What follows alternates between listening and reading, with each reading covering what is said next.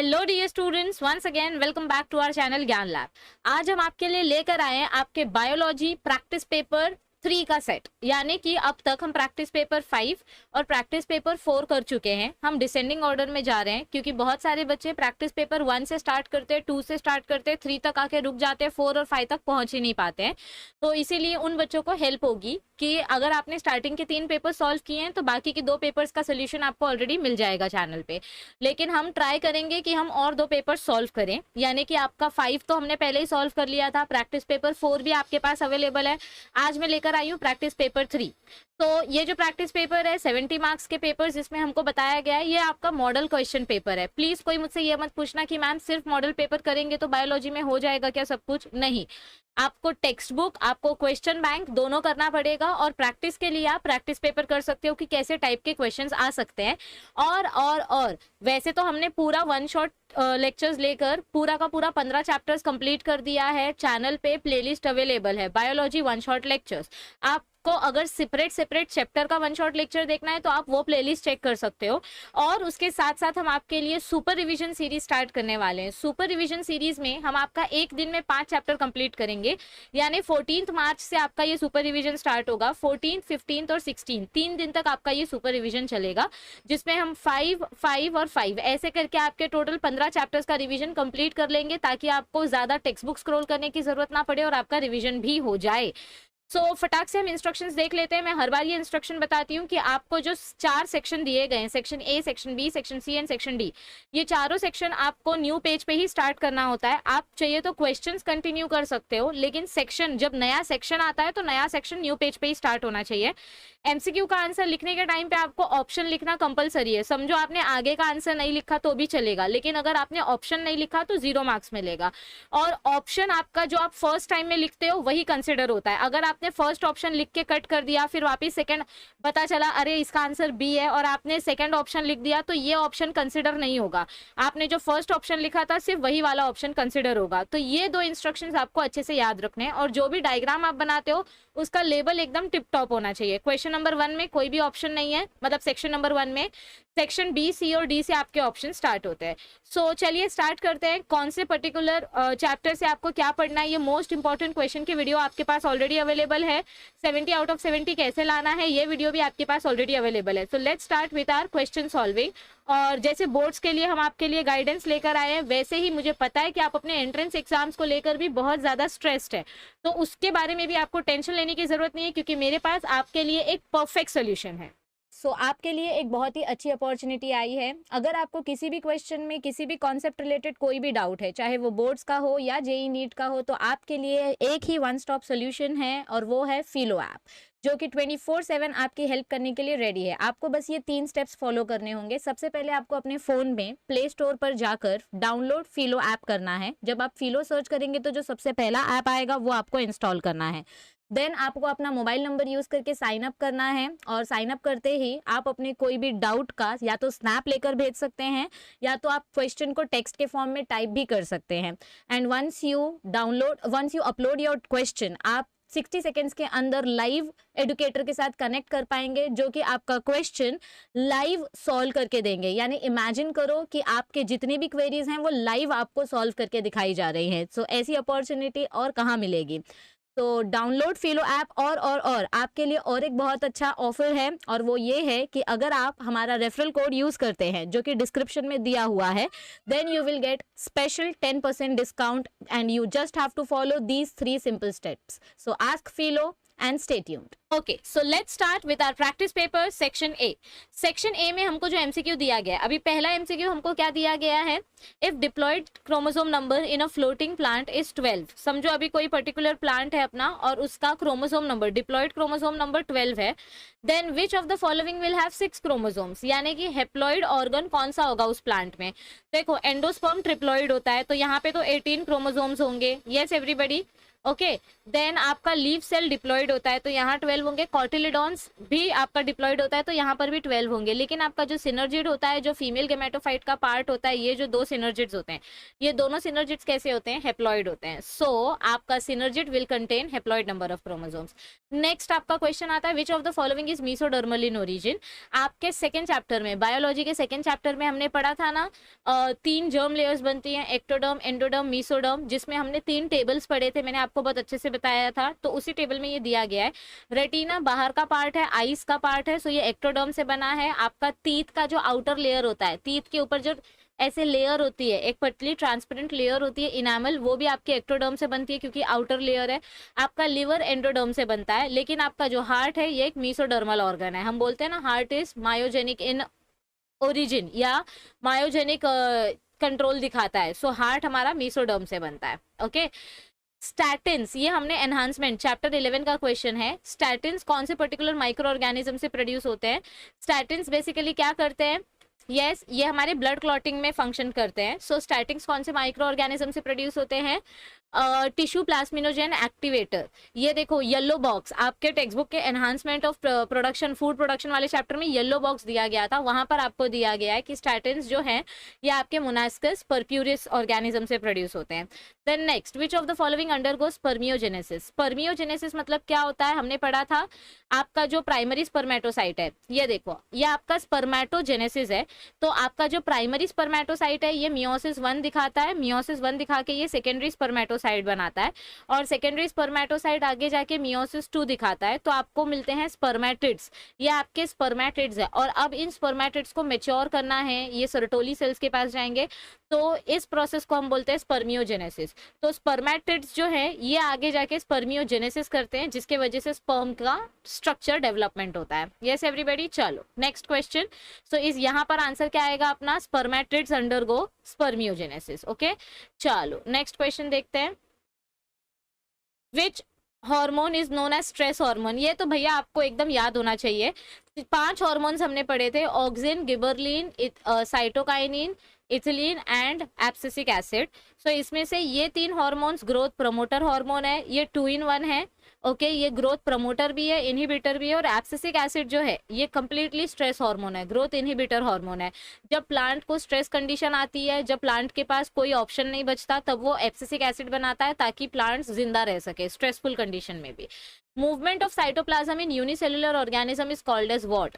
Okay, तो आपका जो यूनिसेलुलर ऑर्गेनिज्म है, जैसे कि हमने पैरामोशियम का एग्जांपल देखा था, रेस्पिरेशन वाले चैप्टर का इंट्रोडक्शन वाला पार्ट है। ओके, रेस्पिरेशन चैप्टर, हाँ रेस्पिरेशन वाले चैप्टर में ही है। रेस्पिरेशन में कौन से चैप्टर में है, साइक्लोसिस, हाँ उसमें ही है शायद, मुझे याद नहीं आ रहा एग्जैक्टली। सो साइटोप्लाज्म, और आपके क्लास 11th में भी था ये पार्ट। सो आपका यूनिसेलुलर ऑर्गेनिजम्स का जब साइटोप्लाज्म मूव होता है तो उस पर्टिकुलर मूवमेंट को हम क्या बोलते हैं, उसको हम बोलते हैं साइक्लोसिस, यानी साइटोप्लाज्म मूव हो रहा है। Next, after landslide which of the following type of succession occurs. तो लैंडस्लाइड होने के बाद हमको कौन से टाइप का सक्सेशन देखने को मिलता है। लैंडस्लाइड हो गई, पूरी लैंड आपकी अब 0 से स्टार्ट होगी, तो 0 से जब भी कोई ग्रोथ स्टार्ट होती है तो उसको हम बोलते हैं primary succession. Ethanol is commercially produced. Ethanol एक टाइप का अल्कोहल है, और अल्कोहल बनाने के लिए अपना सबसे फेमस बैक्टीरिया है, that is saccharomyces cerevisiae. Next, variety of wheat is resistant to hill burn disease. ये आपके बायोटेक्नोलॉजी वाले चैप्टर का है। कौन सा पर्टिकुलर व्हीट अपना हिल बर्न डिजीज को लेकर रेजिस्टेंट है, ये सीधा सीधा टेक्स्ट बुक से उठाया गया है, तो इसका आंसर डायरेक्ट आएगा हिंबीरी, इसमें लॉजिक का कुछ भी नहीं है। आर्टेमिसिन मलेरिया, एंटी मलेरिया ट्रीटमेंट। ये देखो आपको मैंने ये जो टेबल दिया है ना बच्चों, ये टेबल आपको याद रखना है। इस टेबल में आपको क्या क्या, सिर्फ आपको ये टेबल याद रखोगे ना इस चैप्टर में से, तो आपको किसी भी डिजीज का पूरा थ्योरी नहीं पढ़ना पड़ेगा। आपको इस पर्टिकुलर चैप्टर में से एंटीजन एंटीबॉडी का कॉम्प्लेक्स वाला डायग्राम, HIV वायरस का डायग्राम, और जो ड्रग्स हैं उन ड्रग्स का रिसोर्सेज और वो कौन से ऑर्गन पे अटैक करते हैं, जैसे CNS, कार्डियोवास्कुलर या रेस्पिरेटरी ट्रैक, और ये डिजीजेस का चार्ट। ये 4 चीजें अगर आपने कर ली तो आपके जेब में ये 3 मार्क्स पूरे आ जाएंगे, क्योंकि ये चैप्टर बहुत लेंदी है। तो मलेरिया के लिए हम कौन सा पर्टिकुलर ट्रीटमेंट यूज करते हैं, ये देखो आर्टिमिसिनिन। ओके, सो इस क्वेश्चन का राइट आंसर क्या आएगा, option number, yes option number anti malarial B. Artemisinin is used in anti malarial treatment. Okay, अभी अपना आता है क्वेश्चन नंबर 2, अभी भी सेक्शन ए चालू है। तो अगर समझो आपका ये पेज में यहाँ पे आपका 10th MCQ खत्म हुआ और यहाँ पे आपने ऑप्शन लिखा बी।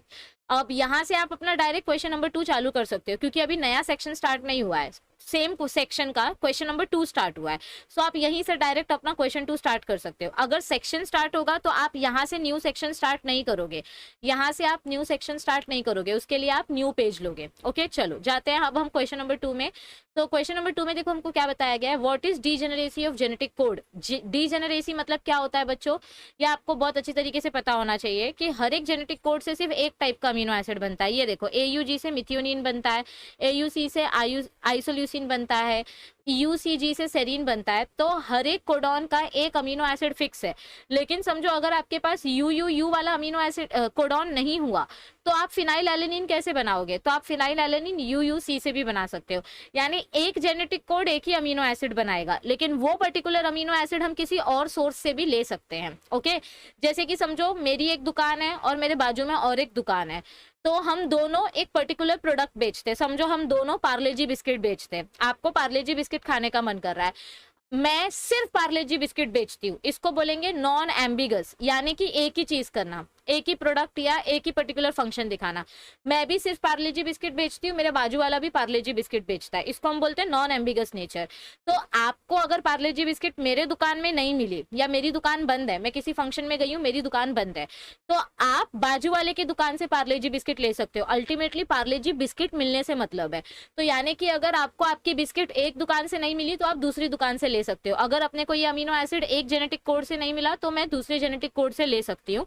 इसको बोलते हैं डीजेनरेसी, यानी एक अमीनो एसिड के मल्टीपल सोर्सेज हो सकते हैं, लेकिन जेनेटिक कोड वही अमीनो एसिड बनाएगा। मतलब मैं तो पार्ले जी बेचूंगी, तुमको कोई और बिस्किट खाने का है तो किसी और दुकान पे जाओ, लेकिन मैं पार्ले जी ही बेचूंगी। ये होता है non ambiguous nature. Please non ambiguous और डीजेनरेसी के बीच का डिफरेंस याद रखो।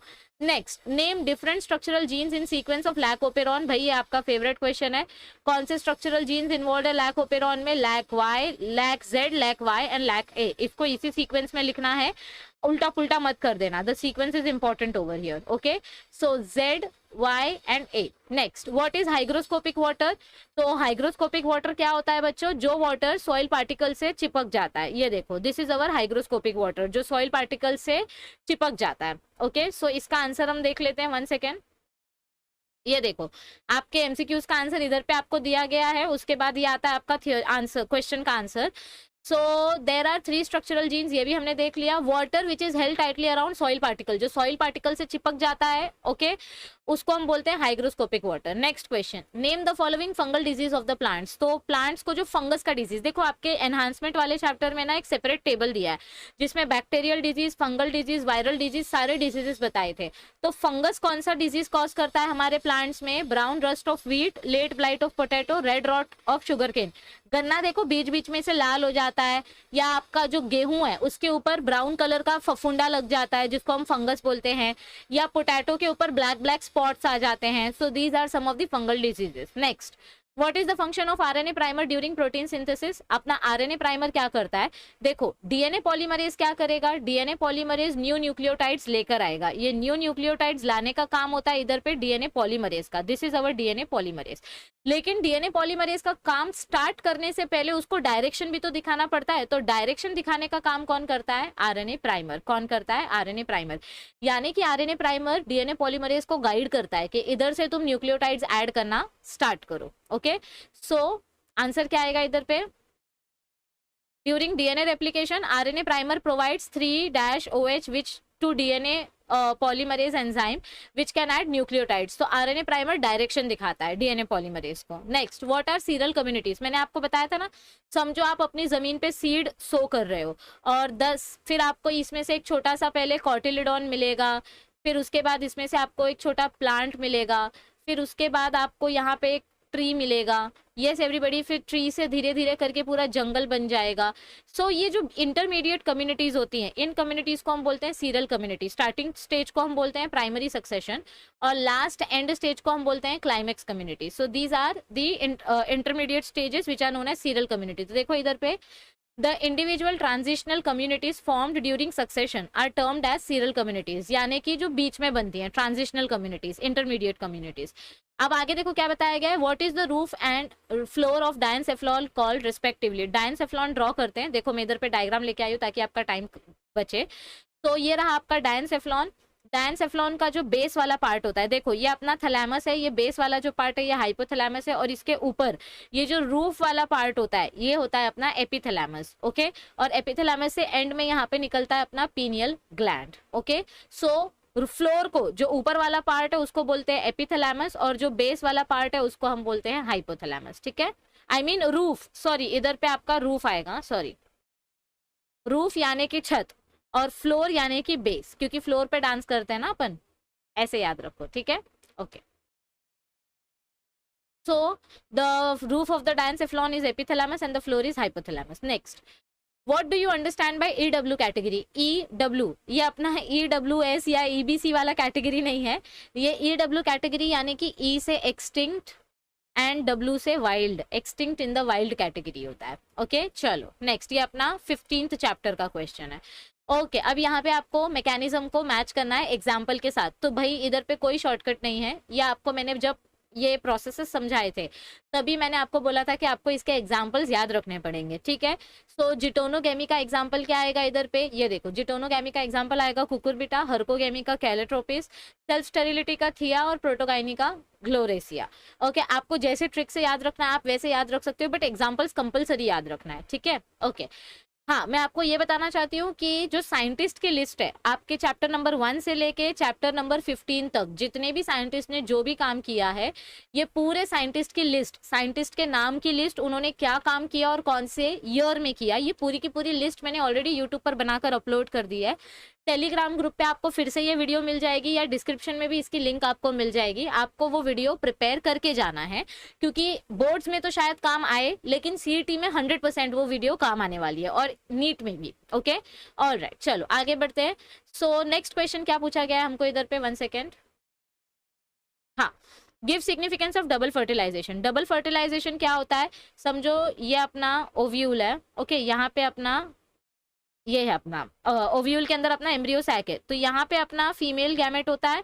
ओके, सो जब मेल का पोलन ट्यूब आता है, जब मेल का पोलन ट्यूब आता है तो एक मेल गैमेट जाता है आपके फीमेल गैमेट के पास, और एक मेल गैमेट जाता है अपने सेकेंडरी न्यूक्लियस के पास। समझो यहाँ पे अपना सेकेंडरी न्यूक्लियस प्रेजेंट है। यस, सो 2 फर्टिलाइजेशन होता है, 2 फर्टिलाइजेशन की वजह से हमको एंडोस्पर्म भी मिलता है और हमको सीड भी मिल जाता है। सो डबल फर्टिलाइजेशन का सिग्निफिकेंस क्या आएगा बच्चों, it ensures seed formation with food storage, यानी कि सीड भी बन गई साथ ही साथ खाना भी बन गया। खाना मतलब क्या, अपना एंडोस्पर्म।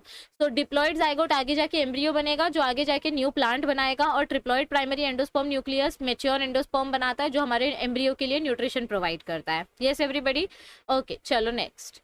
आपको 4 पॉइंट्स दिया है सिग्निफिकेंस डबल फर्टिलाइजेशन का। अब बहुत सारे बच्चों का ना क्वेश्चन होता है कि मैम फर्टिलाइजेशन आया तो मतलब प्लांट्स वाला है कि ह्यूमंस वाला है। अरे गधो, ह्यूमंस में डबल फर्टिलाइजेशन नहीं होता है। अगर आपको क्वेश्चन आया सिर्फ फर्टिलाइजेशन तो आप ह्यूमंस वाला लिखोगे। अगर आपको क्वेश्चन आया डबल फर्टिलाइजेशन तो ऐसा लपड़ पड़ेगा ना, डबल वर्ड आया मतलब प्लांट्स का है, समझ जाने का। Okay, give 1 function each of epididymis and vas deferens. Epididymis और वास डिफरेंस का फंक्शन क्या है, ये देखो, ये अपने एपिडिडाइमिस वाले ऑर्गन है। एपिडिडाइमिस का काम क्या होता है, ये स्पर्म्स को कैरी करते हैं, मेच्योर करते हैं। और वास डिफरेंस का काम क्या होता है, ये स्पर्म को इजैकुलेटरी डक्ट तक लेकर जाते हैं। Okay, so epididymis maturation and vas deferens क्या करेगा, ये देखो, एपिडिडाइमिस क्या कर रहा है, physical maturation, and vas deferens क्या कर रहा है, इजैकुलेटरी डक्ट तक स्पर्म्स को लेकर जा रहा है। Next question, complete the following table. Okay, P wave क्या करता है, एट्रियल कॉन्ट्रैक्शन करता है, जो किसके वजह से होता है, ऐसे नोड के वजह से होता है। ओके, यानी कि अपने ये इसके वजह से होता है। रुको मैं आपको फोटो दिखाती हूँ, 1 मिनट। हाँ ये देखो, पी वेव क्या कर रहा है, एट्रियल डिपोलराइजेशन कर रहा है। फिर उसके बाद अपना नेक्स्ट क्वेश्चन क्या है, QRS वेव क्या कर रहा है, देखो QRS वेव क्या कर रहा है, यहाँ पे वेंट्रिकुलर डिपोलराइजेशन कर रहा है। QRS ये क्या कर रहा है, वेंट्रिकल्स को कॉन्ट्रैक्ट कर रहा है। और उसके बाद अपना टी वेव क्या कर रहा है, देखो ये आपका पी वेव है, देखो इधर पे ड्रॉ करते हैं ना सिंपल, ये आपका पी वेव है, ये आपका QRS है। यस, ये आपका एट्रियल डीपोलराइजेशन हुआ, ये वेंट्रिकल डीपोलराइजेशन हुआ, और यहाँ पे आपका ये टी वेव है। तो टी वेव आपका क्या कर रहा है यहाँ पर, यस एवरीबडी देखो इधर पे, टी वेव आपका कर रहा है ventricular repolarization, sorry ventricular repolarization, यानी कि जॉइंट डायस्टोल हो रहा है, वेंट्रिकल्स रिलैक्स हो रहे हैं, क्या हो रहा है, वेंट्रिकल रिपोलराइजेशन, वेंट्रिकल डीपोलराइजेशन। किसके वजह से होता है ये पी वेव, किसकी वजह से जनरेट होता है, एट्रियल डीपोलराइजेशन की वजह से। ये देखो एट्रियल कॉन्ट्रैक्शन हो रहा है क्योंकि एट्रियल डीपोलराइज हो गए। अच्छा इधर पे आपको कॉन्ट्रैक्शन वर्ड दिया है ना, सो यहाँ पे आप कॉन्ट्रैक्शन लिखोगे और यहाँ पे आप रिलैक्सेशन लिखोगे, ठीक है। यहाँ पे कॉन्ट्रैक्शन, डीपोलराइजेशन मतलब कॉन्ट्रैक्शन, तो एट्रियल कॉन्ट्रैक्शन एट्रियल डीपोलराइजेशन के वजह से हो रहा है, वेंट्रिकुलर कॉन्ट्रैक्शन वेंट्रिकुलर डीपोलराइजेशन के वजह से हो रहा है, और वेंट्रिकुलर रिलैक्सेशन वेंट्रिकुलर रिपोलराइजेशन के वजह से हो रहा है। ओके इधर पे वेंट्रिकुलर रिलैक्सेशन आना चाहिए, ये गलत है, ठीक है, ventricular relaxation. Okay all right, okay ये करेक्शन कर लो, ये वेंट्रिकुलर रिलैक्सेशन आना चाहिए। चलो next question, give reason human female is referred to as carrier of colour blindness. Okay human females को हम कैरियर क्यों बोलते हैं बच्चा लोग, देखो इधर ध्यान से, इधर रिलैक्सेशन लिख देते हैं, ठीक है। हाँ ह्यूमन फीमेल्स को हम कैरियर क्यों बोलते हैं, क्योंकि ह्यूमन फीमेल्स के पास 2 एक्स क्रोमोसोम होता है। अगर ह्यूमन फीमेल का 1 एक्स क्रोमोसोम डिफेक्टेड है तो कम से कम उसके पास दूसरा क्रोमोसोम होता है बैकअप के लिए, बचाने के लिए। जैसे समझो 2 बच्चे पार्टी में गए हैं, एक बच्चे का मोबाइल का बैटरी स्विच ऑफ हो गया है, तो कम से कम वो दूसरे फ्रेंड के मोबाइल से फोन करके बात कर सकता है। लेकिन जो बच्चा अकेला आया है, जो किसी को नहीं पहचानता, जो शर्माता है, अगर उसके फोन की बैटरी स्विच ऑफ हो गई तो वो किसी और का फोन यूज नहीं कर पाएगा क्योंकि वो अकेला आया है। तो फीमेल्स को कैरियर क्यों बोला जाता है, क्योंकि उनके पास 2 एक्स क्रोमोसोम होते हैं। अगर 1 एक्स क्रोमोसोम के पास कलर ब्लाइंडनेस का जीन है तो ये फीमेल डिफेक्टेड नहीं होगी, लेकिन इस फीमेल के पास जीन है, इसीलिए इस फीमेल को हम कैरियर बोलेंगे। और मेल्स में क्या होगा, एक ही एक्स क्रोमोसोम है, अगर ये डिफेक्टिव निकला तो मेल्स कलर ब्लाइंड निकलेंगे, यानी कि मेल्स में कलर ब्लाइंडनेस ज्यादा देखने को मिलती है। रमैपिथेकस वाला क्वेश्चन डिलीटेड पार्ट में से, इसीलिए प्रैक्टिस पेपर को ध्यान से देखना है, ये क्वेश्चन आपको नहीं करना है। Right a short note on water absorbing organ of the plant. Okay तो यहाँ पर आपको रूट हेयर के बारे में एक्सप्लेन करना है कि रूट हेयर क्या करता है, कैसे बनता है, उसके कितने जोन्स होते हैं और कहाँ पे वाटर एब्जॉर्ब होता है। Okay next question, classify the following contraceptives. आपको 6 ऑप्शंस दिए जिसमें से आपको ये कॉन्ट्रासेप्टिव 3 पार्ट्स में डिवाइड करने हैं। फोम्स और जेलीज किस में आ जाएंगे, केमिकल में आ जाएंगे। सो ये केमिकल तरीका होता है कॉन्ट्रासेप्शन का। सो यहाँ पे आएगा 1 और 6। फिर उसके बाद सर्वाइकल कैप्स और डायफ्राम, ये दोनों के दोनों आपके मैकेनिकल मीन्स है। सर्वाइकल कैप जो फीमेल्स यूज करती है और डायफ्राम्स भी फीमेल्स यूज करते हैं। तो option number 3 and option number 4 आपका मैकेनिकल मीन में आ जाएगा, sorry option number 5।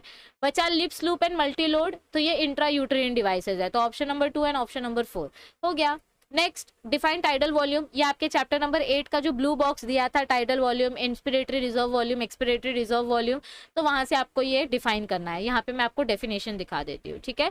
Tidal volume यानी कि वॉल्यूम ऑफ एयर इंस्पायर्ड और expired during normal breathing, tidal volume यानी नॉर्मल ब्रीदिंग। इंस्पिरेटरी यानी कि आप कितना extra volume of air inspire कर सकते हो, यानी कि अंदर ले सकते हो during forced breathing in addition to tidal volume. तो टाइडल वॉल्यूम के साथ साथ जब आप योगा करते हो तो आप और एक्स्ट्रा कितनी सांस अपने अंदर ले सकते हो, that is known as inspiratory reserve volume. Okay inspiration. Next वो वाला इंस्पिरेशन नहीं, ये वाला inspiration. Distinguish between pharynx and larynx. Okay pharynx एक छोटा सा ट्यूब है, लैरिंग्स को हम साउंड बॉक्स बोलते हैं। माउथ आपका फेरिंग्स में ओपन होता है और लैरिंग्स आपका फूड पाइप में ओपन होता है। वोकल कॉर्ड्स फेरिंग्स में नहीं प्रेजेंट होते, लैरिंग्स में प्रेजेंट होते हैं। Pharynx does not increase in size during puberty, लेकिन जब आप बड़े होते हो तो प्यूबर्टी के टाइम पे आपका लैरिंग्स बड़ा होता है, जिसको हम एडम्स एप्पल बोलते हैं। Pharynx does not show Adam's apple, लैरिंग्स show, ऐसा डिस्टिंग्विश नहीं आता, इतना सिंपल डिस्टिंग्विश नहीं आता, ठीक है। ये बस एक पैटर्न है कि डिस्टिंग्विश बिटवीन कंपलसरी आएगा ही आएगा। इसीलिए मैंने आपको बोला था मोस्ट इंपॉर्टेंट वीडियो वाले वीडियो में कि मोस्ट इंपॉर्टेंट क्वेश्चन वाले वीडियो में कि आपके पूरे टेक्स्ट बुक में जितने भी डिस्टिंग्विश बिटवीन है, कुछ 10 या 12 होंगे, सारे डिस्टिंग्विश बिटवीन आपको कंपलसरी करने हैं। Next give significance of transgenic animals. Okay तो आपको ट्रांसजेनिक एनिमल्स का सिग्निफिकेंस बताना है। ट्रांसजेनिक यानी कि जिनके ऊपर हम लेबोरेटरी में एक्सपेरिमेंट कर सकते हैं। तो ये एनिमल्स हम क्यों यूज करते हैं, इनके ऊपर अलग अलग मेडिसिन का चेकअप करने के लिए, स्पेसिफिक जेनेटिक चेंज इनके ऊपर स्टडी करने के लिए, फार्मास्यूटिकल इंडस्ट्री में अगर कोई भी नया वैक्सीन या प्रोडक्ट बनता है तो उसकी टेस्टिंग के लिए। ह्यूमंस पे तो टेस्ट कर नहीं सकते, और इनको हम ह्यूमन जेनेटिक स्टडी करने के लिए भी यूज करते हैं, डायरेक्ट ह्यूमंस पे एक्सपेरिमेंट नहीं कर सकते। Give definitions of succession and Pioneer species. Succession मतलब क्या होता है, एक पर्टिकुलर पैटर्न में जो चेंजेस देखने को मिलते हैं। और पायनियर स्पीशीज यानी कि जो पहली स्पीशीज होती है इकोसिस्टम में, ओके, जो प्राइमरी सक्सेशन में देखने को मिलती है। ओके, अब देखो आपका सेक्शन सी स्टार्ट होता है, ये प्लीज न्यू पेज पे स्टार्ट करना, ओके। और यहाँ पर हर एक क्वेश्चन 3 मार्क का है, आपको सिर्फ 8 क्वेश्चंस करने हैं। जिन क्वेश्चंस के बारे में आप श्योर हो वो क्वेश्चंस पहले अटेम्प्ट करो, क्वेश्चन नंबर सही सही डालना, प्लीज अपने मन का क्वेश्चन नंबर मत डालना, नशे में पेपर मत लिखना, नींद के नशे में रहोगे। होशो हवास में पेपर लिखना, 3.5 घंटा है आपके पास, so write it in your senses, put correct question number and do not jumble with the question number, okay, all right. और जो क्वेश्चन कॉन्फिडेंट हो वो पहले लिखो, जिसके बारे में डाउट है वो एंड में लिखो, ताकि मार्क्स आपको स्टार्टिंग के क्वेश्चंस के मिले। क्योंकि कभी कभी बाद में के समझो आपका ये वाला क्वेश्चन रॉन्ग हो गया लेकिन ये वाला आंसर राइट है, तो आपको स्टार्टिंग के 8 आंसर्स के अगर मार्क्स मिले तो बाकी वाले आंसर कंसिडर ही नहीं होंगे। अब ये एग्जामिनर टू एग्जामिनर डिपेंड करता है और पैटर्न हर साल चेंज होते रहता है। सो प्लीज बी श्योर, जिस आंसर को लेके श्योर हो वो पहले लिखो। डिस्क्राइब टीएस ऑफ एंथर, अभी ये स्ट्रक्चर तो आपको ऐसे आंख बंद करके याद होना चाहिए। एंथर के 4 लेयर्स होती है, एपिडर्मिस प्रोटेक्शन देती है, एंडोथीशियम मिडल लेयर फॉर्म करती है जिसके वजह से मैकेनिकल सपोर्ट मिलता है, सॉरी एंडोथीशियम डेहिसेंस में हेल्प करती है, यानी कि जब एंथर मैच्योर हो जाता है तो ब्रेक करने में हेल्प करता है ताकि पोलन ग्रेन्स बाहर उड़ सके अपने पंख फैलाकर। Middle layer mechanical support provide करती है और टेपटम न्यूट्रिशन प्रोवाइड करती है। और अंदर आपका ये जो स्पोरोजेनेसिस हो रहा है, स्पोरोजीनस सेल्स है, ओके, स्पोर्स है, माइक्रोस्पोर्स आप बोल सकते हो, तो इनको हम पोलन ग्रेन टेट्राड्स भी बोलते हैं, ठीक है, ओके। और ये कनेक्टिव जो है ये आपके फिलामेंट के बीच में से जाता है, okay. Next, distinguish between spermatogenesis and oogenesis, यानी कि male gamete development and female gamete development, very important, distinguish between, इसको करके जाना, ठीक है।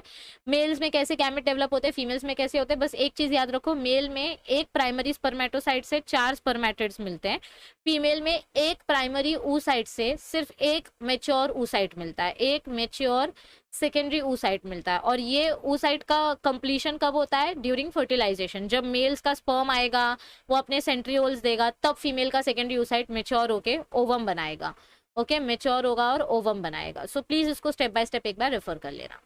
Describe the structure of lac operon, आपको लैक ओपेरॉन का स्ट्रक्चर डिस्क्राइब करने बोला गया है। सो लैक ओपेरॉन क्या करता है, यहाँ पे आपको स्ट्रक्चर बनाना है, स्ट्रक्चर बनाओगे तो हाफ मार्क्स तो उसका कंपलसरी मिल ही जाएगा।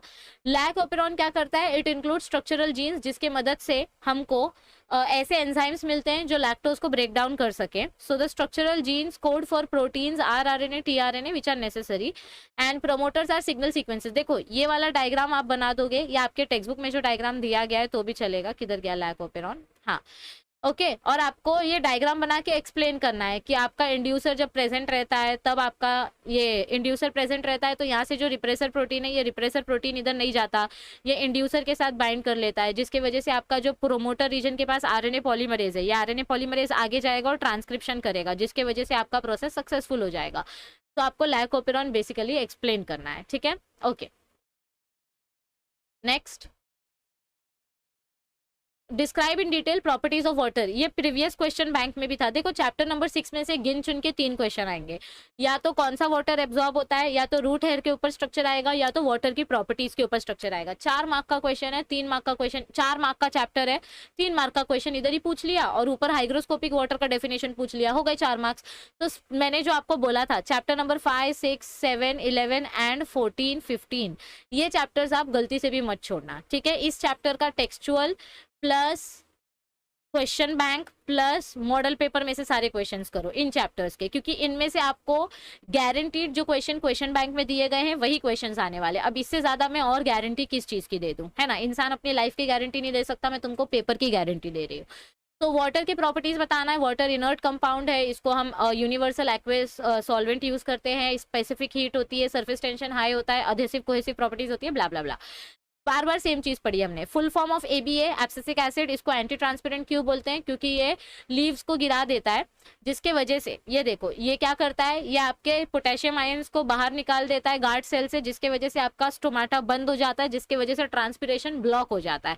क्योंकि प्लांट की सारी लीव्स नीचे गिर गई हैं तो अब पानी को हमको प्लांट के अंदर ही बचा के रखना है, क्योंकि प्लांट स्ट्रेस कंडीशन में चला गया है, इसीलिए इसको एंटी ट्रांसपेरेंट बोलते हैं। How was abscisic acid discovered, abscisic acid कैसे डिस्कवर किया था, एसन प्लांट से, कान्स एंड एडिकोट नाम के साइंटिस्ट ने केमिकल सब्सटेंस डिस्कवर किया था एब्सिसिन 1 and 2, ओके। And from the birds of वेसर वेरिंग ने सॉरी, कान्स एंड एडिकॉट ने कॉटन से डिस्कवर किया था ये एसिड, और वेरिंग ने एसर प्लांट से डिस्कवर किया था डॉर्मिन। दोनों का फंक्शन सेम था, इसीलिए इसको नाम दे दिया एब्सिसिक एसिड, और इसका जो इनिशियल प्रीकर्सर है वो है मेवेलोनिक एसिड। चैप्टर नंबर 7 का मैंने आपको एक टेबल दिया था, हार्मोन्स, प्रीकर्सर, फंक्शन, सब कुछ, वो टेबल याद करो। चैप्टर नंबर 7 का वन शॉट देखो प्लेलिस्ट में जाके, आपको ये चैप्टर फटाक से याद हो जाएगा। Okay, next, right a short note on hamburgers phenomenon और क्लोराइड शिफ्ट। ओके, तो अभी ये देखो, हैमबर्गर फिनोमिनन या क्लोराइड शिफ्ट मतलब क्या होता है? जब आपका ब्लड सेल, किधर गया, हाँ, जब आपका ब्लड सेल CO2 लेता है टिश्यू से, तो ये CO2 जब ये टिश्यू से लेता है तो आपके ब्लड सेल के अंदर कार्बोनिक एनहाइड्रेज एंजाइम है, जिसके वजह से ये CO2 को फटाक से कार्बोनिक एसिड में कन्वर्ट कर देती है। But carbonic acid unstable acid है, सो ये स्प्लिट हो जाती है। तो H+ जो रिलीज होता है, ये H+ साइटोप्लाज्म में जो क्लोराइड प्रेजेंट है उस क्लोराइड के साथ बाइंड हो जाता है। सो क्लोराइड आपके ब्लड सेल के अंदर आ रहा है, इसको बोलते हैं क्लोराइड शिफ्ट या हैमबर्गर फिनोमिनन, ताकि ये हमारे ब्लड के pH को मेंटेन करके रख सके। कितना होता है ब्लड का pH? अप्रोक्सीमेटली 7.4। तो देखो इधर पे आंसर क्या दिया है, about 70% of CO2 is transported from in the form of sodium bicarbonates. तो ये जो अपना CO3 बाहर गया, ये जो अपना CO3 बाहर गया, ये CO3 बन गया सोडियम पोटेशियम बाइकार्बोनेट या सोडियम बाइकार्बोनेट। जैसे अगर बाहर HCl था तो Cl अंदर आ गया और CO3 बाहर चला गया, तो ये बन गया ये अपना बाइकार्बोनेट आयन। यस, ओके, चल। सो आरबीसी के अंदर आपका CO2 कंबाइन होता है आपके कार्बोनिक एनहाइड्रेज एंजाइम से, कार्बोनिक एसिड बनाता है, जो अनस्टेबल होने के वजह से ब्रेक हो जाती है, और ये H+ जो है ये फटाक से क्लोराइड आयन को अपने तरफ खींचता है, जिसको हम बोलते हैं हैमबर्गर फिनोमिनन या क्लोराइड शिफ्ट। और ये जो HCO3 है ये प्लाज्मा में जाके सोडियम या पोटेशियम के साथ बाइंड करके बाइकार्बोनेट आयन बनेगा, ताकि ये बॉडी से बाहर जा सके। और जो बचे कुछ H+ आयन्स हैं वो वापस से हीमोग्लोबिन के साथ मिलकर बफर हो जाते हैं, ताकि हमारे ब्लड का pH चेंज ना हो। Okay, all right. Next, enlist hormones secreted by gastrointestinal tract and state their role. Gastrointestinal tract यानी कि digestive enzymes या digestive hormones. Okay. So gastrointestinal tract से आपके 4 hormones बनते हैं, gastrin, secretin, CCK and GIP। तो गैस्ट्रिन का काम होता है HCl और पेप्सिनोजेन बनाना, जो प्रोटीन्स को ब्रेक डाउन करेंगे।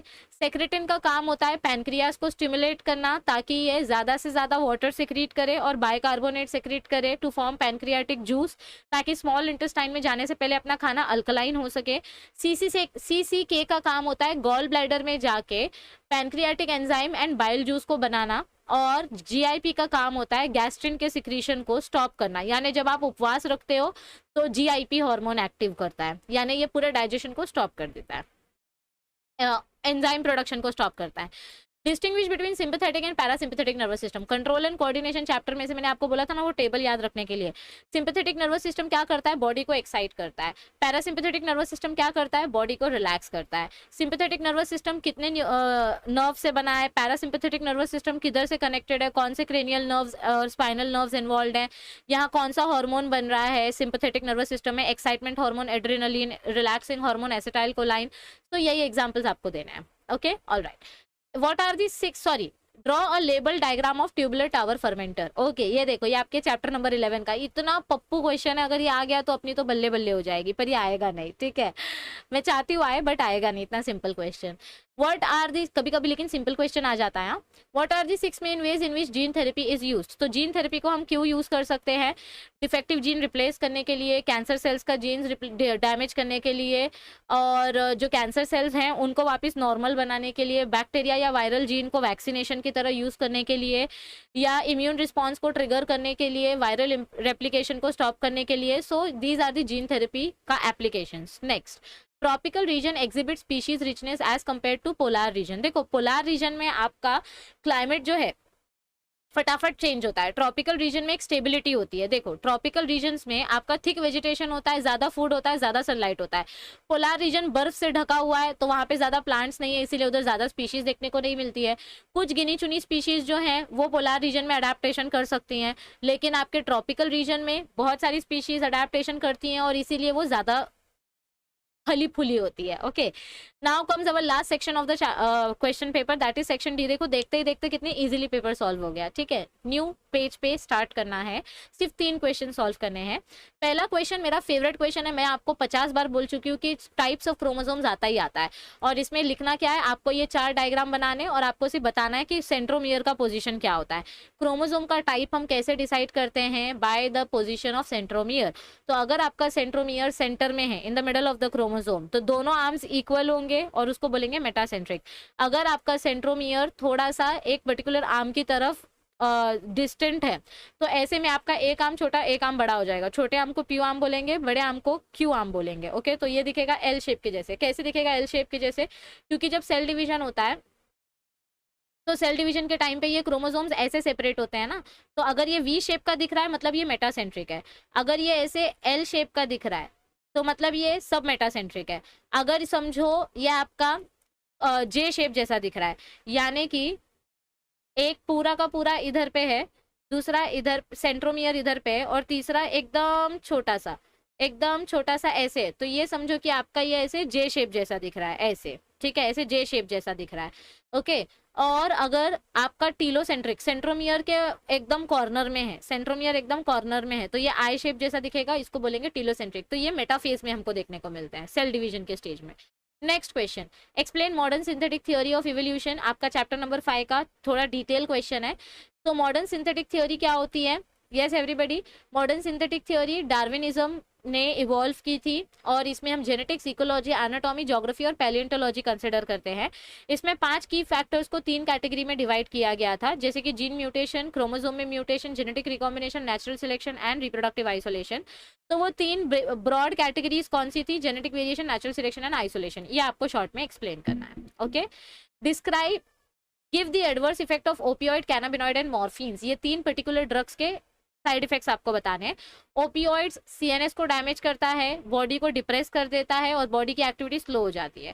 कैनाबिनॉइड्स कार्डियोवास्कुलर सिस्टम, सीए मतलब CACA, कैनाबिनॉइड्स कार्डियोवास्कुलर सिस्टम, सीधे हार्ट पे अटैक करता है। और मॉर्फिन जो है ये हमारी बॉडी को बेहोश कर देता है, पेन किलर के जैसे काम करता है, सिडेटिव के जैसे काम करता है, और ये मेडिसिनल पर्पस के लिए यूज होता है। इंजेक्शन वगैरह में हम यूज करते हैं। कबीर सिंह मूवी देखी थी ना, उसमें उसने मॉर्फिन का इंजेक्शन लिया था जब प्रीति की शादी होने वाली थी। And when abused it affects physical, physiological and psychological functions. Okay, अब यहाँ पे देखो ऐसा क्वेश्चन आएगा तो नहीं, और अगर ऐसा क्वेश्चन आया तो इसको ऑप्शन में छोड़ देना। और अगर आपने ह्यूमन हेल्थ एंड डिजीजेस का ये टेबल किया रहेगा तो इसमें से आप फिलेरियासिस का ये वाला पार्ट आप इसको बस एक्सप्लेन कर सकते हो। ठीक है, तो इधर पे क्वेश्चन क्या पूछा गया है, देखो, describe science and symptoms of filariasis. जो उस टेबल में है उसको डायग्नोस कैसे करेंगे, ट्रीटमेंट कैसे करेंगे और कंट्रोल कैसे करेंगे, पूरा अपने को उस टेबल में दिया गया है। बस ठोकना है थोड़ा सा स्टेटमेंट बना के, और उसमें आप माहिर हो, मुझे पता है। ठीक है, next, describe what are the different ways in which organisms adapt to the changes। हाँ, ये थोड़ा अच्छा क्वेश्चन है। ऑर्गेनिजम्स कैसे अडेप्ट करते हैं? रेगुलेटर्स के फॉर्म में, कन्फर्मर्स के फॉर्म में, या तो वो माइग्रेट करते हैं, इधर से उधर चले जाते हैं, और या तो फिर वो सस्पेंड हो जाते हैं, यानी कि या तो हाइबरनेशन दिखाते हैं या तो एस्टिवेशन दिखाते हैं। हाइबरनेशन कब होता है? विंटर में। एस्टिवेशन कब होता है? समर में। विंटर में पोलार बेयर्स छुप जाते हैं, समर में मेंढक वगैरह जमीन के नीचे चले जाते हैं। So these are the different forms by which animals can show adaptation. So यहाँ पे खत्म होता है आपका प्रैक्टिस पेपर 3 कंप्लीट। ओके, और आई होप आपको थोड़ी बहुत हेल्प मिलेगी इससे। मैं आपको बार बार याद दिला रही हूँ, आपका सुपर रिवीजन सीरीज स्टार्ट होने वाला है, और ये सीरीज स्टार्ट होगा 14 मार्च शाम को 6 बजे से, ताकि आप मैथ्स का पेपर देकर आओ, थोड़ा रिलैक्स करो, थोड़ा आराम करो, ताकि हम आपका बायो का सुपर रिवीजन सीरीज स्टार्ट कर सके, which will start from 6 PM in the evening. और एक चीज़, हमारा जो व्लॉग वाला चैनल है, अगर आपने उसको अब तक सब्सक्राइब नहीं किया है तो उसको फटाफट से सब्सक्राइब कर लो। उस चैनल का नाम है लाइफ बफरिंग, इसकी लिंक आपको नीचे डिस्क्रिप्शन में मिल जाएगी। नीट वाला चैनल सब्सक्राइब नहीं किया है तो आप नीट वाले चैनल को भी सब्सक्राइब कर सकते हैं। इसका नाम है ज्ञान लैब NCERT। आपके लिए हम एंटरटेनमेंट भी लेकर आ रहे हैं, आपके लिए हम पढ़ाई वाला मटेरियल भी लेकर आ रहे हैं। आपको बस हम पे भरोसा करना है और चैनल को ज्वाइन करना है। So make sure that you share this video with as many friends as possible and please focus on your study. I know आप बहुत ज़्यादा stressed हो, but trust me, आपका रिजल्ट अच्छा आएगा। बस मेहनत करते रहो और बाकी फल की चिंता मत करो, उसकी चिंता हम कर लेंगे। ठीक है, चलो, all the best, take care, thank you, see you soon.